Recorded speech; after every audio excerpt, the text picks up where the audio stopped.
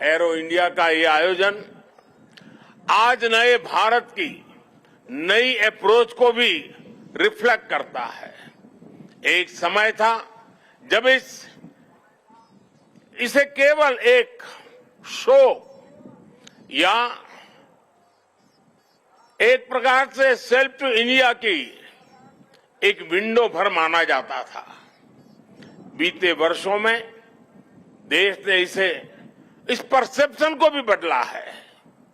आज arrow India केवल एक शो नहीं है, ये इंडिया की स्ट्रेंथ भी है।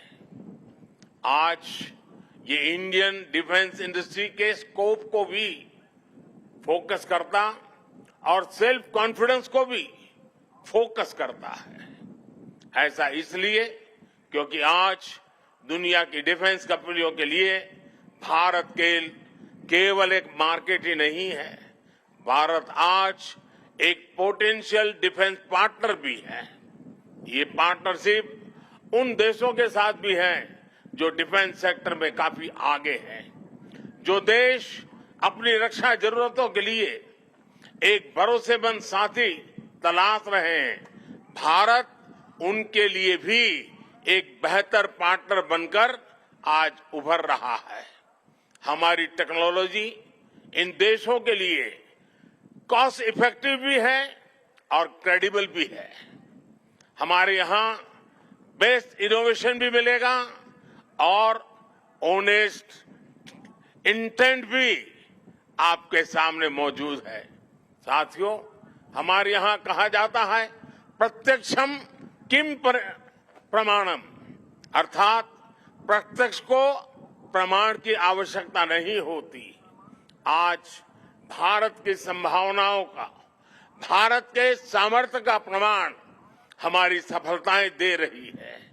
आज आकाश में गर्जना करते Tejas fighter planes make in India के सामर्थ्य का प्रमाण है। आज हिंद महासागर में मुस्तैद aircraft carrier INS Vikrant make in India के विस्तार का प्रमाण है। गुजरात के बड़ौदा में C-295 की मैन्युफैक्चरिंग फैसिलिटी हो या तुमकुर में HAL के हेलीकॉप्टर यूनिट हो, ये आत्मनिर्भर भारत का वो बढ़ता सामर्थ्य है जिसने भारत के साथ साथ विश्व के लिए नए विकल्प और बेहतर अवसर जुड़े हैं। साथियों, 21वीं सदी का नया भारत अब न कोई मौका खोएगा और न ही अपनी मेहनत में कोई कमी रखेगा। हम कमर कस चुके हैं। हम रिफॉर्म्स का रास्ते पर हर सेक्टर में रिवॉल्यूशन ला रहे हैं। जो देश दशकों से सबसे बड़ा डिफेंस इंपोर्टर था, वो अब दुनिया के 75 देशों को डिफेंस इक्विपमेंट एक्सपोर्ट कर रहा है। बीते 5 वर्षों में देश का निर्यात 6 गुना बढ़ा है। 2021-22 में हमने अब तक के रिकॉर्ड 1.5 बिलियन डॉलर से ज्यादा के एक्सपोर्ट को, उस आंकड़ों को हमने पार कर लिया है। फ्रेंड्स, आप भी जानते हैं कि डिफेंस एक ऐसा क्षेत्र है जिसकी टेक्नोलॉजी को, जिसकी मार्केट को और जिसके बिजनेस को सबसे कॉम्प्लिकेटेड माना जाता है। इसके बावजूद भारत ने बीते 8-9 साल के भीतर अपने यहां डिफेंस सेक्टर का कायाकल्प कर दिया है। इसलिए हम इसे अभी केवल एक शुरुआत मानते हैं। हमारा लक्ष्य है कि 2024-25 तक हम एक्सपोर्ट के इस आंकड़े को 1.5 बिलियन से बढ़ाकर 5 बिलियन डॉलर तक ले जाएंगे। इस दौरान किए गए प्रयास भारत के लिए एक लॉन्च पैड की तरह काम करेंगे। अब यहां से भारत दुनिया के सबसे बड़ा डिफेंस मैन्युफैक्चरिंग देशों में शामिल होने के लिए तेजी से कदम बढ़ाएगा और इसमें हमारे प्राइवेट सेक्टर और इन्वेस्टर्स की महत्वपूर्ण भूमिका रहने वाली है। आज मैं भारत के प्राइवेट सेक्टर से आह्वान करूंगा कि ज्यादा से ज्यादा भारत के डिफेंस सेक्टर में इन्वेस्ट करें। भारत में डिफेंस सेक्टर में आपका हर इन्वेस्टमेंट भारत के अलावा दुनिया के अनेक देशों में एक प्रकार से आपका व्यापार कारोबार के नए रास्ते बनाएगा। नई संभावनाएं, नए अवसर सामने हैं। भारत का प्राइवेट सेक्टर को इस समय को जाने नहीं देना चाहिए। साथियों, अमृत काल का भारत एक फाइटर पायलट की तरह आगे बढ़ रहा है।